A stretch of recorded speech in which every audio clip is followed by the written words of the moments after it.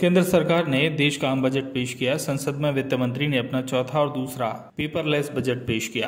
केंद्र की मोदी सरकार द्वारा पेश किए गए बजट को भाजपा नगर अध्यक्ष सुरजीत सिंह ठाकुर ने राष्ट्र हितैषी व जन कल्याणकारी बजट बताते हुए कहा कि सरकार ने बजट के माध्यम से आत्मनिर्भर भारत बनाने की दिशा में कदम बढ़ाया है। खासकर बजट में हर गरीब के छत के सपने को पूरा करने प्रधानमंत्री आवास योजना, हर घर नल जल से शहरी क्षेत्र से लेकर ग्रामीण क्षेत्रों तक शुद्ध पेयजल पहुंचाने के लिए नल जल योजना, दिव्यांगों को टैक्स में राहत, नए उद्यमियों के लिए उद्योग स्थापित करने, स्टार्टअप में 1 साल तक टैक्स में छूट, देश को केमिकल खेती से मुक्त कर जैविक खेती की ओर ले जाने, रक्षा क्षेत्र में उपकरणों के आयात में कमी कर देश में ही रक्षा प्रणाली के लिए स्वदेशी उपकरणों को आगे बढ़ाने की दिशा में सरकार ने कदम बढ़ाया है, जिससे जहां देश का पैसा देश में होगा वहीं से देश के युवाओं को रोजगार भी मिलेगा।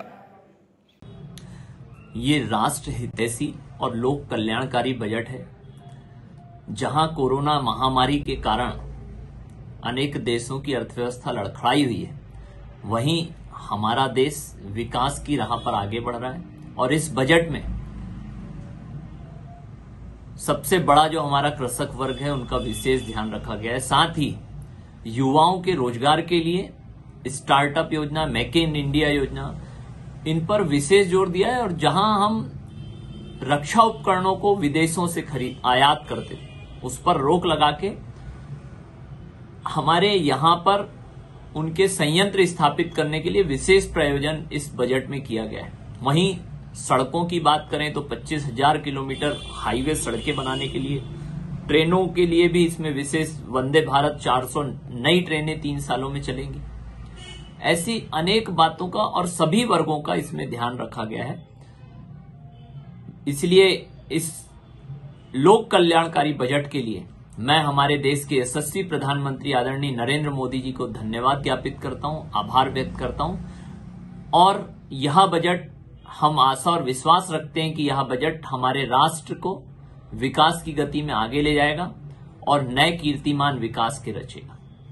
इस तौर पे जहां हर मध्यम और गरीब किसान परिवार का सबसे बड़ा अगर कोई सपना होता है तो वो घर का होता है। जो पीएम आवास के माध्यम से बहुत लोगों का यह सपना पूरा हुआ है। और ऐसे ही और 80 लाख परिवारों के लिए इस बजट में प्रावधान 48,000 करोड़ रुपए की राशि का किया गया। एक बहुत बड़ी बात जो गांवों में खासतौर से देखने को मिलती है, सबसे ज्यादा जो वहां की तकलीफ होती है वो पानी की होती है। तो हर घर नल के माध्यम से जल पहुंचाने की जो योजना, अभिनव योजना प्रधानमंत्री जी ने लाई है, और इसमें 60,000 करोड़ का जो बजट आवंटित किया है, तो निश्चित तौर पे इसके माध्यम से स्वच्छता अभियान को नई दिशा मिलेगी और हमारे ग्रामीण क्षेत्र और शहरी क्षेत्र में रहने वाले भाई बहनों के स्वास्थ्य पर अनुकूल प्रभाव पड़ेगा। क्योंकि स्वच्छ जल हमारे जीवन की एक महत्वपूर्ण आवश्यकता है।